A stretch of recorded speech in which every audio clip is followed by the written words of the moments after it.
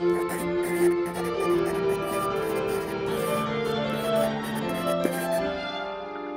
ne louper aucune vidéo, abonnez-vous et activez la cloche. Bonjour tout le monde, et aujourd'hui nous sommes chez Moa et je vais du coup la laisser discuter, parler justement de ce que tu fais. Je me présente, je m'appelle Maudelaine Amblard alias Mo Art. Je suis artiste peintre. J'ai fait une école de dessin qui m'a permis d'avoir une bonne technique que j'aimerais actuellement améliorer parce que je sens que j'arrive dans une période où je stagne un peu et j'ai envie de passer au niveau suivant. Jusqu'à maintenant, j'ai réussi à construire un univers un peu onirique, un peu poétique et humoristique.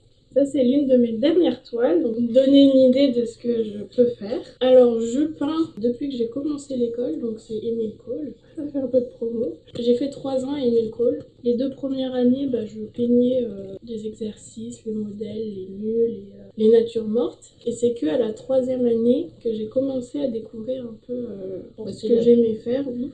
Et voilà, donc là, j'ai envie de dire que ça va faire 3 ans où vraiment je peins ça. Ensuite, autre question justement que je vais te poser, qu'est-ce que tu penses faire par exemple dans 6 mois? Est-ce que tu penses exposer? Est-ce que tu penses décrocher une opportunité? Parle-moi un petit peu d'avenir. Pour mettre un peu de contexte, l'année dernière j'ai commencé ma première année freelance, indépendante, et j'étais plutôt partie sur l'illustration et le graphisme. Et puis très rapidement je me suis rendu compte que c'était vraiment la peinture, je voulais être artiste peintre. Quand on sort d'Émile Cole, c'est plus des illustratrices, des animateurs pour le cinéma d'animation ou bien cara design pour les jeux vidéo. Et donc du coup là je me suis rendu compte, non, illustration c'est pas... je vais devoir y passer, mais c'est plus la peinture. Et je me suis surtout rendu compte qu'il fallait faire de la promo, de la communication, que même si les gens ils trouvent que mes toiles sont assez abouties, sans promo, j'existe pas. Donc c'est vraiment ce que je veux faire cette année. Être de plus en plus visible, que ce soit avec des partenariats, comme avec toi, via les réseaux sociaux, Instagram et YouTube. Et j'utilise plus Facebook parce qu'il y a des proches, des personnes qui sont un peu plus susceptibles d'acheter des toiles. Je sais que sur Instagram, il y en a beaucoup qui ont mon âge et qui n'achètent pas de toiles. Oui, parce qu'ils n'ont pas les sous ou parce qu'eux-mêmes sont des créateurs.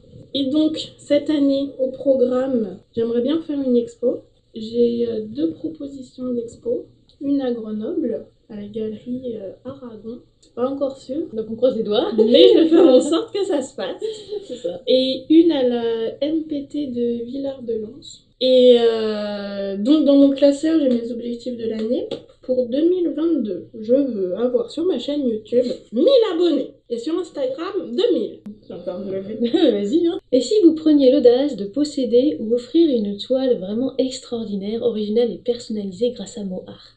Et donc du coup, ce concept, oui. Il est inspiré de ma façon de travailler. Quand je réalise une toile, déjà je ne fais pas de croquis avant, je dessine directement sur la toile, mais au crayon d'abord. Et en fait je pars d'un mot, et à partir de ce mot, je dessine sur la toile, et après je peins. Donc je me suis dit que les gens pourraient avoir leur toile personnalisée juste en me communiquant un mot, une expression, un truc comme ça. Quelque chose qui leur rappelle soit un souvenir ou peu importe. Comme ça c'est vraiment à eux en fait, ils ont vraiment l'impression, on va dire, d'être dans le tableau aussi. C'est vrai que c'est pas mal. C'est eux qui sont à l'origine du tableau, quoi. Ouais. Pour le tableau là, où il y a le Mozart. Enfin oui, mes personnages s'appellent des Mozart. Où il y a le personnage qui est accroché à la corde, je suis partie du mot vertige. L'autre c'est rassembler, c'est un jeu de mots. On écrit rat-sembler. Celui-là c'est poisson. Et c'est vrai que du coup en termes de conception, parce que voilà justement c'est vrai que tu dis que tu fais pas de dessin on va dire à côté, tu démarres tout de suite sur la toile. Est-ce que tu as autre chose on va dire à dire en termes de conception? Est-ce que par exemple tu as envie de partager justement aux personnes qui vont te regarder comment tu fais, voilà, je veux dire de A à Z. Donc là on a compris qu'il y avait le croquis directement sur la toile, au crayon bien sûr. Et après qu'est-ce qui se passe? Dans ma tête ou sur la toile? Les deux. On va commencer sur la toile. Alors, dans l'ordre chronologique, comment je peins? Je peins d'abord le fond. Mes fonds, ils sont plus ou moins pareils, c'est-à-dire qu'il y a une zone de lumière et une zone d'ombre. Après, je fais les vêtements. Après, je fais l'élément avec lequel le Mozart interagit. Oui, parce que j'ai aussi une logique très simple, c'est que mes mots diaph interagissent avec un objet, avec un élément. Il y a le mot diaph et un élément en plus. Donc là, c'est un duo poussin-mozillards. Là, c'est un duo poisson-mozillards. Ensuite, quand j'ai peint l'élément, je m'attaque au visage et vraiment au visage du mozillard. Après, dans ma tête, j'avoue qu'il se passe pas grand-chose. C'est-à-dire que quand je peins, je réfléchis pratiquement pas. Je réfléchis juste que les couleurs soient cohérentes, c'est-à-dire éviter de mettre un fond rouge sur une robe rouge et que voilà, que les couleurs tournent, mais je suis dans un vide, je plane. Est-ce qu'on peut dire que tu es focalisé sur ce que tu fais ou est-ce que c'est vraiment un autre état? Est-ce que c'est vraiment plutôt un état de vide complètement ou est-ce qu'en fait c'est parce que tu es focalisé sur ce que tu fais? On serait plus proche du vide, mais je sais que j'ai une bonne capacité à être focus. On va dire que mon esprit est dans le vide, mais que, si on peut dissocier ça, que ma main est focus sur ce que je fais. C'est même poétique en fait. Et ce qui est très drôle, c'est que j'essaye pas du tout d'expliquer mes tableaux. Que là, j'ai peint juste une fille avec des poissons. Et j'ai pas envie de parler, les poissons, ça représente finalement les requins dans la mer, mais qui sont un peu rétrécis dans une bulle. En fait, je conceptualise pas du tout ce que je fais, et je trouve que c'est plus au spectateur de le faire. Oui, tu laisses du coup effectivement à la personne sa conception, on va dire comment est-ce qu'elle va percevoir le tableau en fait, parce qu'elle va peut-être aussi en retirer, que ce soit en émotion ou même effectivement en concept. Ouais, j'ai très peu d'avis sur ce que je trafique, donc je me base surtout sur mes retours. Et ce qui est sorti et que j'aime beaucoup, mais il y a l'un de mes abonnés que je connais en vrai, il m'a fait comprendre que dans mes toiles, il y avait un côté un peu figé mais vivant, comme si mes mozillards étaient coincés dans leur temps. Dans une dimension même, on peut dire, effectivement, ils sont coincés dans le tableau, mais c'est vrai qu'on a l'impression qu'ils vivent en fait. C'est vrai que moi je comprends tout à fait cette remarque, parce qu'on a une impression en fait de mouvement, alors que la peinture, c'est comme, c'est une image, c'est figé. Mais on a effectivement une impression de mouvement. Là, c'est vrai qu'on a l'impression que le mozillard. Mot art. Maudit art. Je suis pas allée loin. On a vraiment l'impression que le mozillard attrape en fait cette bulle avec les poissons et qui va marcher en fait ou qui va faire quelque chose.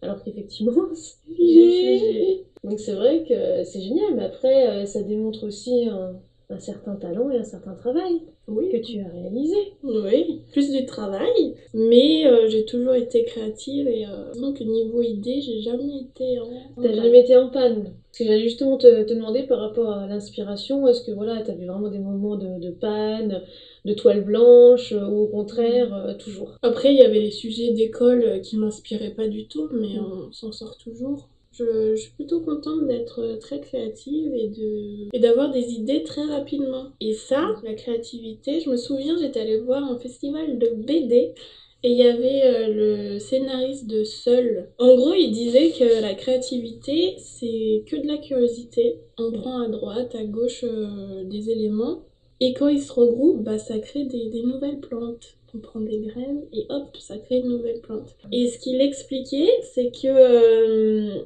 si on demande à tout le monde de faire un éléphant, bon déjà personne va faire le même, la direction, l'angle, la grosseur, et que surtout une personne, je vais vraiment prendre un truc au pif, une personne qui a eu la curiosité de s'intéresser au jardinage, peut-être aura l'idée de mettre sur l'éléphant des plantes, je sais pas, une couronne de fleurs, ce que ne fera pas une personne qui s'intéresse aux avions, qui mettra peut-être des ailes aux éléphants, voilà. C'est vraiment ce qu'on prend à droite et à gauche qui crée les idées. Et question galerie, parce que justement, comment ça s'est passé, du coup, première exposition, parle-nous un petit peu justement de ça.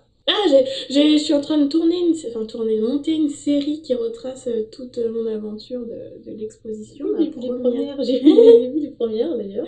Ma première exposition.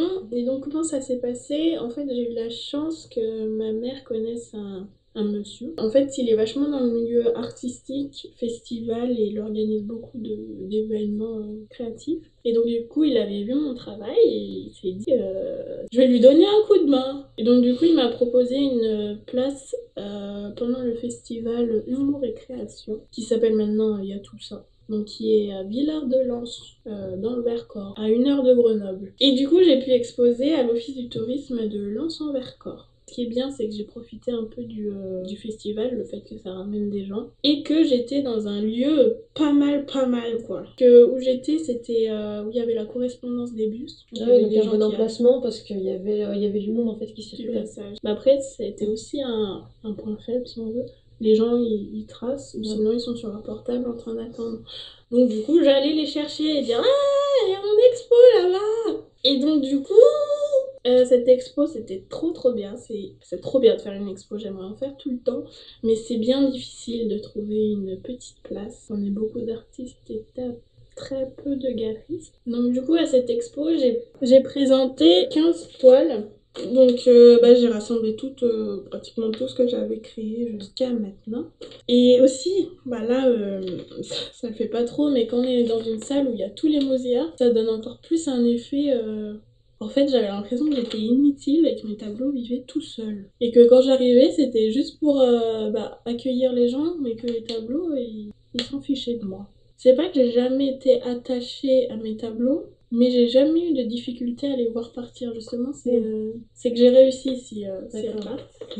Et donc, du coup, de cette exposition, je pense qu'il y a eu au moins 200 personnes, 150 à 200 personnes qui sont venues voir. Donc, que des bons retours. Alors, c'est possible, puis après, ça va dépendre des bons retours, c'est-à-dire s'il y a des bons retours, mais où par exemple, ils sont assez constructifs et ils vont dire tu pourrais peut-être aller encore plus loin, ou si c'est juste des bons retours, effectivement, pour dire ah, c'est super beau ce que tu fais, c'est une belle toile, et qu'il n'y a pas de mais après. Peut-être, à la limite. C'est vrai que moi j'aime bien quand dans les retours, il y a tout. Donc si par exemple on veut faire une critique, on va prendre justement le poisson. Prenons le poisson. Donc c'est vrai qu'effectivement je laisserai les téléspectateurs et les téléspectatrices, j'aime bien dire ça, ça va justement, voilà, critiquer, donc évidemment de manière constructive et argumentée, c'est quand même... Nous attendons des arguments. Alors moi je suis absolument pas dans la peinture, dans l'artistique, etc. C'est vrai que c'est plutôt toi, hein. C'est vrai qu'elle fait des études d'infographiste quand même, Léo. L'association de couleurs, c'est joli, l'expression du visage aussi. Après, c'est vrai que l'expression, on peut s'imaginer plein de choses avec la tête de la personne. C'est bien, et par rapport à l'interaction avec l'objet, c'est intéressant. Est-ce que cette personne justement est triste, déçue? On se demande quelle est l'émotion, le sentiment de la personne. Après, je dirais qu'il y a beaucoup de détails sur le personnage en lui-même, hein, plus que sur l'objet. Le visage est plus travaillé, les traits, l'ombre et la lumière, les couleurs. Après, je sais pas combien de temps tu as passé sur le personnage ou sur l'objet, car je trouve qu'il y a plus de finition sur le visage, les expressions. C'est vrai que ce qui est le plus attirant, on va dire, ce qui m'attire le plus, c'est le personnage, son visage, plutôt que l'élément, la boule avec les poissons. Question couleur, c'est clair, bleu pâle. Ça ressort plus, on est plus focalisé sur sa tête, ses cernes et sa bouche. En termes d'art, j'ai toujours eu du mal, on va dire, à comprendre les tableaux. Quand par exemple à l'école, il fallait qu'on essaye de décrypter des tableaux, qu'on essaye justement de faire des lignes dessus. Moi, je voyais un tableau. Là, c'est vrai que voilà, je vois un tableau, je vois un personnage, je vois des poissons, et c'est tout. Donc c'est vrai que moi, question publique, on va dire, je serais peut-être bon public, parce que c'est vrai que je vais dire, c'est joli. Après, ce que j'ai bien aimé, c'est l'originalité. Moi, je trouve que c'est là-dessus, justement, que tu gagnes des points, parce qu'en termes d'originalité, je n'ai jamais vu ça. Quand quelqu'un, justement, me dit, tu connais l'artiste peintre original? Oui, Moart. C'est ça, il y en a plein d'autres d'artistes peintres, ou même des fois des illustrateurs, des illustratrices, des personnes qui commencent à peindre. Mon père aussi peint, par exemple, parce qu'il dessinait avant et il s'est mis justement à peindre. Mais c'est pas la même chose. Alors oui, désolé justement papa, si tu regardes justement cette vidéo un jour. Oui, papa. Mon papa aussi va regarder. Mais c'est vrai que tu as quelque chose, tu apportes justement ton âme au tableau. En fait, j'ai un objectif inatteignable, c'est d'être une artiste qui reste dans la postérité. Donc de 1, je ne saurais jamais si j'ai réussi. Oui, voilà. Et de 2, au moins c'est un objectif qui me prendra toute ma vie. C'est pas un objectif factuel du type peindre un tableau, quand tu l'as peint, c'est fini. L'arrivée m'intéresse pas plus que ça en fait. C'est l'objectif que je me suis donné. Toi tu vas là-haut. Mais c'est le chemin qui m'intéresse le plus. C'est comment je vais faire réfléchir, voir et saisir les meilleures opportunités. Donc si effectivement il y a des personnes qui sont intéressés par ton travail, par exemple, où est-ce qu'il faut qu'ils aillent pour te contacter? Où est-ce qu'il faut qu'ils aillent pour te trouver? Balance tout, de toute façon, on sera affiché sur l'image, donc vas-y. Alors, où est-ce qu'on peut me trouver? On peut me trouver sur Instagram, art-du-8 mot art illustration. Sur Instagram, c'est un peu plus ma vie de tous les jours, comment j'organise mes journées. Et voilà, c'est plus pour suivre mon parcours d'artiste et c'est là où on va trouver le plus de mes toiles. Ensuite, on a YouTube. J'ai commencé en avril 2020. Donc ma chaîne YouTube, c'est Mo Art, tout simplement. Donc je parle de mouvements, de thématiques. Et on me voit peindre. Mon site internet, c'est moart.fr. Et là-dessus, vous pouvez trouver des articles sur l'art. Et là, c'est plus des dessins digitaux, parce que je fais de la peinture et des dessins digitaux. Vous avez aussi ma boutique. Et vous pouvez aussi me contacter pour une toile personnalisée, si ça vous intéresse. Après, j'ai une adresse mail, Modelaine, M-O-D-E-L-A-I-N-E, .blard, .A-M-B-L-A-R-D, @gmail.com. Il y a quelques temps, effectivement, tu as proposé, on va dire, quelque chose à peindre pour moi. Il y a un petit tableau, effectivement, où voilà, t'as fait tac tac tac. Est-ce que ça te dirait justement que je peigne quelque chose? Et effectivement, tu m'as demandé un mot, parce qu'effectivement, pour les toiles personnalisées, eh ben, choisissez un mot, choisissez une expression, ou peu importe, et MoArt va le traduire en peinture. Mais juste là, la toile. Mais est-ce que tu peux rappeler ton mot? Bon, la plupart des personnes, effectivement, sur la chaîne me connaissent. J'ai tendance à dire que je suis une tardigrade qui vient de Titan. Donc, je lui ai soumis le mot tardigrade. Disons que je ne connaissais pas. C'est une sorte de microbe à 1000 pattes. Non, il en a 8. Mais j'avoue, c'était un peu compliqué. Oui. Tu m'as sorti de ma zone de confort, mais j'en suis quand même bien contente. Et j'espère vraiment que la toile te plaira. Et donc, ça t'a sorti de ta zone de confort. Ah bah c'est très bien, ça. carrément, parce que ça correspond à rien de ce que j'ai pu apprendre. Donc, c'est vrai que c'est pas un animal qu'on a l'habitude de voir tous les jours. Ce serait un chien ou un chat. C'est vrai que c'est plus simple. c'est classique, plus simple. Non, moi, je lui ai dit un tardigrade. Oh, bon sang. Ah, mais non, mais c'est trop beau en plus. Oh là là là là là là là là. C'est trop beau. Son tardigrade. Je vous présente déjà mon tardigrade. Et c'est génial. Non mais c'est trop bien.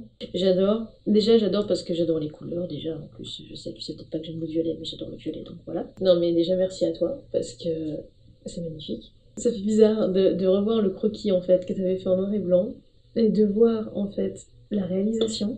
C'est un tardigrade qui sirote, qui est assis sur une table et exactement comme toutes les créations en fait que t'as faites, on a vraiment l'impression qu'il est vivant en fait.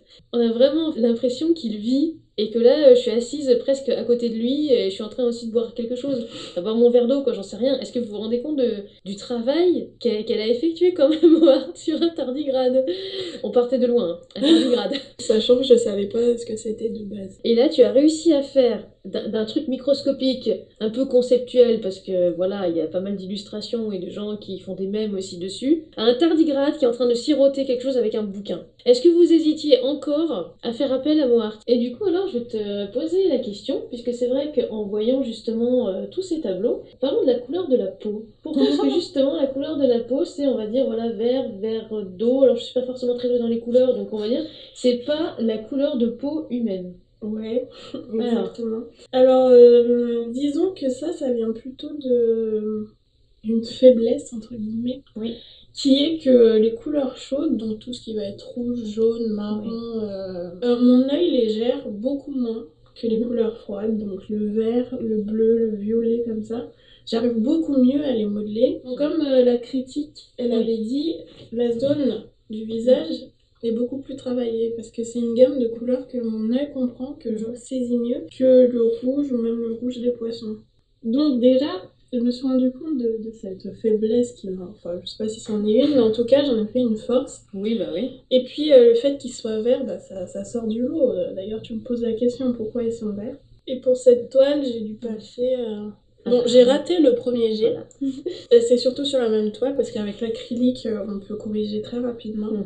Parce que je ne comprenais pas la structure du tardigrade. Donc il a fallu que j'étudie un peu la bête, je regarde un peu des croquis de gens qui dessinaient des Ouais, tardigrades. t'as fait des recherches en fait. Voilà. Mm. Et du coup, j'ai pu mieux structurer et me rattraper. Et au début, j'avais mis un fond marron, Mhm. mais qui ajoutait un côté très terne et très sombre, parce que déjà, là, on dirait qu'il est vénère. Et donc le violet, ça remet un peu de gaieté. Ouais. Et aussi, souvent, dans mes toiles, je mets des yeux. Et c'est vrai que la plupart des yeux que je fais, j'aime bien qu'ils soient un peu... Enfin, qu'ils donnent un air un peu bête ou complètement planant à mes mousillards. Mais c'est vrai que là, je me suis dit que c'était pas à propos parce que vraiment ce qui était caractéristique du tardigrade, c'est qu'on ne voit pas ses yeux, c'est juste un pli du front. Oui. Donc je me suis dit non, on va pas mettre des yeux, on va... C'est ça la signature. Oui. Ah bah non mais c'est obligé ça. Avec les tableaux, en fait, je donne un certificat d'authenticité. Oui. Donc pour la tienne, je te l'ai pas encore fait, il faut que je te l'envoie. Oui. Donc comme ça, c'est pro, quoi, c'est à toi. C'est authentique. Je suis la seule à avoir ce tableau de Moart, c'est le mien. Et est-ce que tu as autre chose à ajouter? Est-ce que tu veux justement, puisque c'est quand même, on va dire, voilà, c'est pour toi. Est-ce que tu as envie de dire, voilà, de dire quelque chose, de faire passer un message, tout ce que tu veux? Bah, je vais plutôt partager mon état d'esprit. Mhm. Déjà de base, je suis extrêmement ambitieuse et il y a une phrase qui me drive un peu. Je sais plus de qui c'est, je vais écorcher la citation, c'est sûr. Mais en gros, ça disait il faut viser la lune pour atterrir au moins sur les étoiles. Je vise la lune. Je suis consciente qu'il y a quand même très peu de chances que je la touche, mais au moins je serai très très haut. Et je suis toujours dans une dynamique de il faut progresser. Alors vas-y, dis-moi ce que tu corrigerais par exemple. Déjà, moi ça va être plus dans le côté finition. Vas-y. Et perspective. Mais ça, c'est l'école. J'ai toujours ce mode de pensée, il faut faire mieux. Donc c'est vrai que j'ai un collègue qui est peintre, et on n'a pas du tout la même vision du truc. Lui, c'est plus kiffer le moment. Et moi, ça va être plus fais mieux, en fait. Ouais, on peut toujours faire mieux, on peut toujours aller... Voilà, et je sais que ça le bloque un peu. Mais dans l'idée, un petit problème niveau chaise et table, en perspective... C'est pas choquant à l'œil, mais c'est pas hyper cohérent, quoi. Parce que moi, je vois pas. Je sais pas si vous le ressentez. Après, ça va être niveau finition, c'est là où je dois vraiment faire des progrès. Ça va être surtout sur cette partie où je pourrais plus modeler, fondre, qu'il y ait moins de touches, que ça soit moins barbare. Après, niveau pâte, là aussi, j'aurais pu aller plus loin. Mais à un moment, faut finir la toile. En moyenne, je mets entre 10 et 16 heures pour faire une toile. Tiens, en sachant que le premier jet était loupé, j'ai dû mettre 11 heures, 12 heures. C'est pas beaucoup pour... je viens d'une école où tous les jours, on avait 8 heures de travail focus. Et plus les devoirs, t'es plus proche des 20 heures de travail, des 58 sur une toile. Donc 12, c'est vraiment horrible. Après, je sais pas si tu vois. Ah, des gouttes, tu veux dire? Parce que ma première idée, c'est que je voulais reproduire ce qu'on pouvait voir au microscope. Tu sais, des petits filaments, des petits ronds, des petites saletés. Bon, ça n'a pas marché, ça faisait partie du premier jet. Du coup, je l'ai recouvert. Ma vision des choses, c'est que quand je doute, c'est jamais pour abandonner, mais c'est pour savoir comment je vais faire pour éviter le problème. Eh ben, merci beaucoup. Et de rien, merci à toi. Merci et merci pour ce magnifique tableau. Voilà, du coup c'est la fin de cette vidéo avec l'artiste peintre Moart, la fameuse justement, qui a travaillé avec juste un seul mot, le mot tardigrade, pour dessiner un croquis et peindre ce magnifique tardigrade. Et donc n'hésitez pas à aller justement sur ses réseaux, il y aura absolument tous les liens justement dans la barre d'infos, dans la description de cette vidéo. N'oubliez pas de vous abonner, de lâcher un petit like, de commenter et de partager cette vidéo. Allez voir aussi son travail et aussi son site internet. Si vous souhaitez nous soutenir, où est-ce qu'on peut justement te soutenir, financièrement parlant et autres? Alors j'ai un lien Ko-fi mais qui est juste sur ma chaîne YouTube, donc vous pouvez aller sur mon Ko-fi où on offre des petits cafés, donc c'est des dons de 3 €, voilà. Et puis pour nous ce sera sur Utip ou Tipeee, et en attendant la prochaine vidéo, soignez votre plume.